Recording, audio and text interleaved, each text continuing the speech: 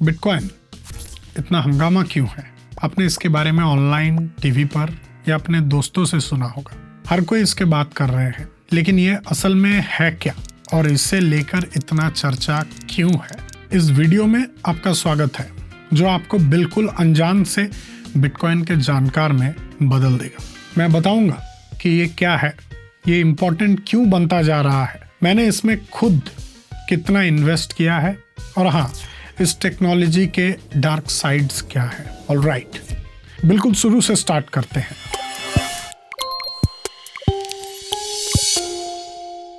जब समाज बन रहा था, पैसा जैसा कोई चीज नहीं थी। चलिए इसे स्टेज 1 कहते हैं। तब तक कोई चीज लेने के लिए किसी के पास जाकर कहते हो आप, हेलो, मुझे तुम्हारा घोड़ा पसंद है, इसे मेरी गाय से बदल दो। लेकिन इस सिस्टम के साथ एक बड़ी ऑब्वियस प्रॉब्लम थी। भले ही आप अपने गाय देना चाहते हो, जरूरी नहीं है कि सामने वाला को गाय चाहिए हो, इसलिए ये ट्रेड कभी नहीं होती थी। तब पैसे की शुरुआत हुई स्टेज 2। गोल्ड या सिल्वर जैसे कीमती मेटल से बने कॉइन्स। हर कोई उनकी वैल्यू जानता था। आपको ब्रिटिश पाउंड पता है? इसे पाउंड कहते हैं क्योंकि ये सच में एक पाउंड चांदी के बराबर होता था।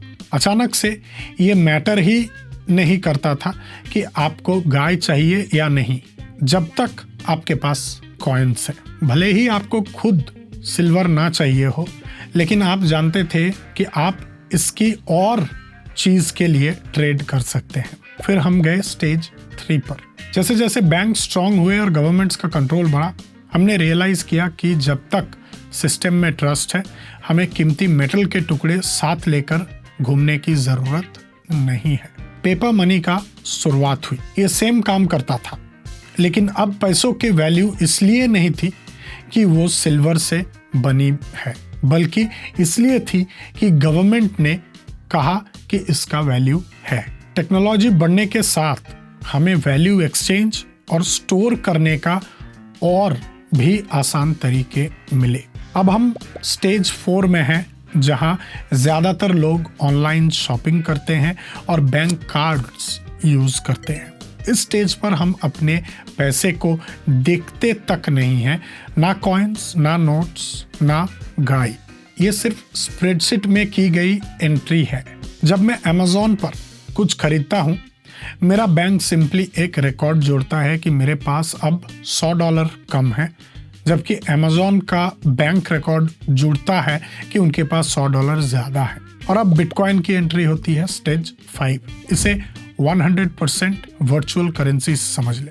हाँ, बिटकॉइन का लोगो किसी असली कॉइन जैसा लगता है, लेकिन ये बस एक बिटकॉइन है। इसमें कोई गोल्ड, सिल्वर, पेपर इन्वॉल्व नहीं है। ये पूरी तरीके से डिजिटल है। बेसिक कॉन्सेप्ट सेम है। इमेजिन करें कि एक बड़ी सी स्प्रेडशीट है जो ट्रैक करता है किनसे किसको और कितने पेमेंट किए।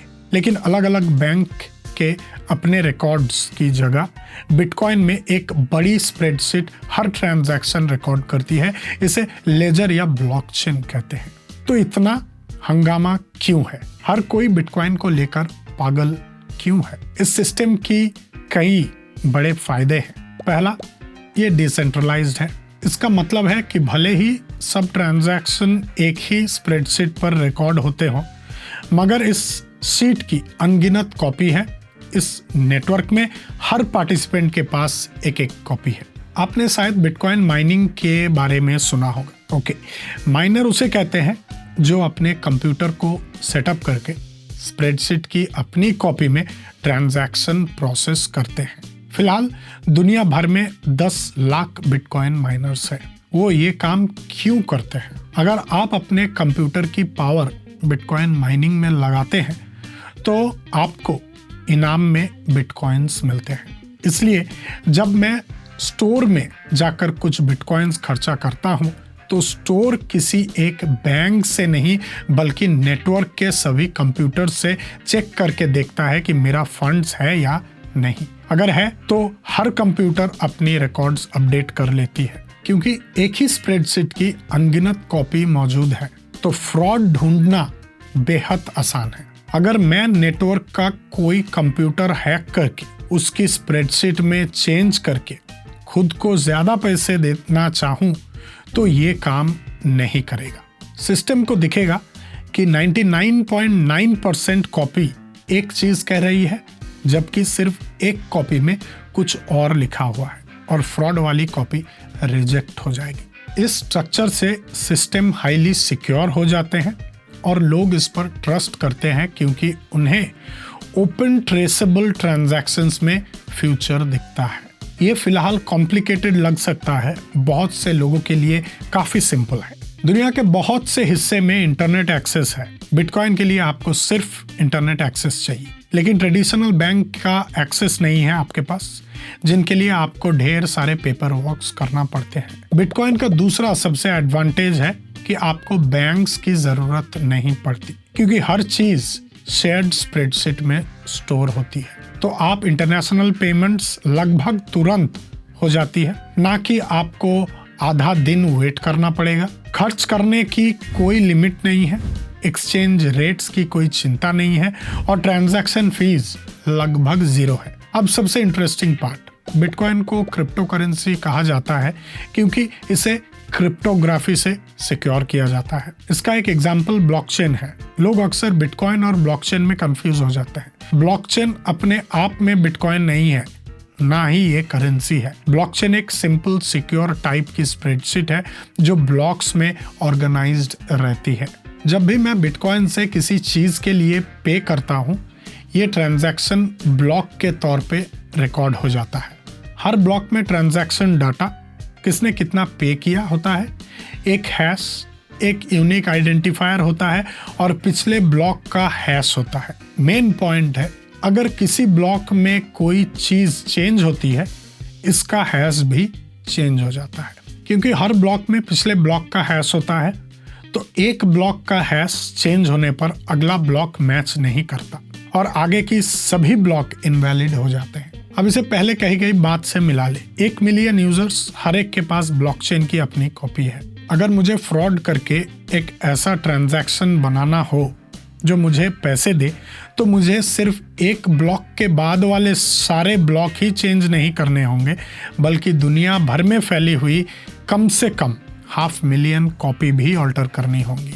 ये इम्पॉसिबल है, लेकिन किसी के डॉलर अकाउंट को हैक करके अपने आप को पैसा भेजना ये होता है, और कभी कभी बस 6 डिजिट वाले पिन को गेस करके भी होता है। ठीक है, अब बात करते हैं इन्वेस्टमेंट की।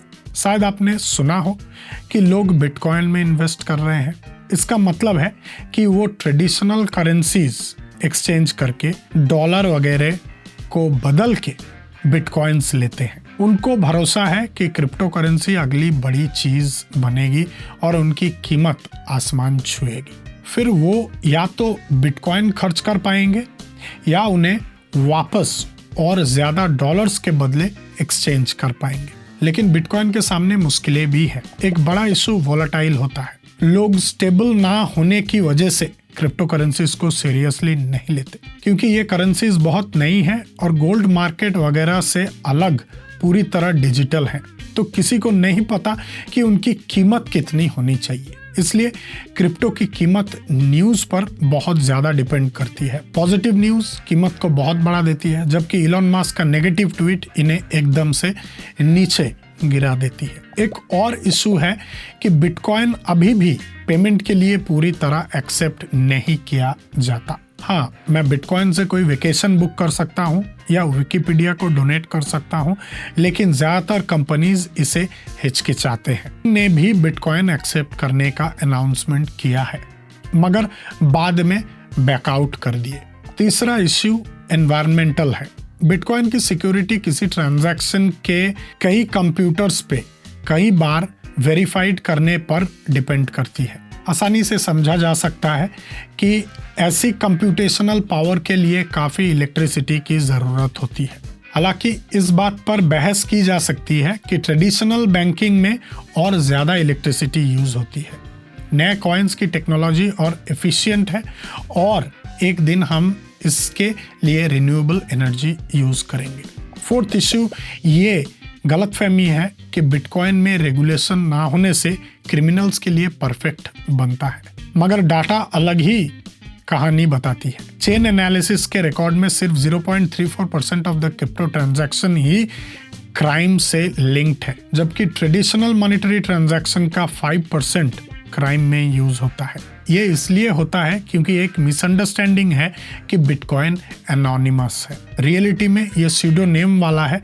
आपकी रियल आइडेंटिटी सबको दिखाई नहीं देती और आपकी पब्लिक की, जो कि एक यूनिक आइडेंटिफायर है, परमानेंटली ब्लॉकचेन में हर ट्रांजैक्शन के लिए रिकॉर्ड होती है। बिटकॉइन एक ऐसा टेक्नोलॉजी है जिसने पैसे के बारे में हमारी सोच बदल दी, वैसे ही जैसे इंटरनेट ने इंफॉर्मेशन के बारे में बदल दी। आप चाहे इसमें इन्वेस्ट करें या ना करें, इस टेक्नोलॉजी को समझना मॉडर्न वर्ल्ड में रह रहे हर इंसान के लिए ज़रूरी है। अगर आप इन्वेस्टमेंट के अलावा बिटकॉइन की एक्टिव ट्रेडिंग में इंटरेस्टेड हैं तो पॉकेट ब्रोकर आपको सभी ज़रूरी टूल्स देता है। ये एसेट 24/7 अवेलेबल है, इसलिए आप कभी भी अपने सुविधा से ट्रेड कर सकते हैं। Happy investing.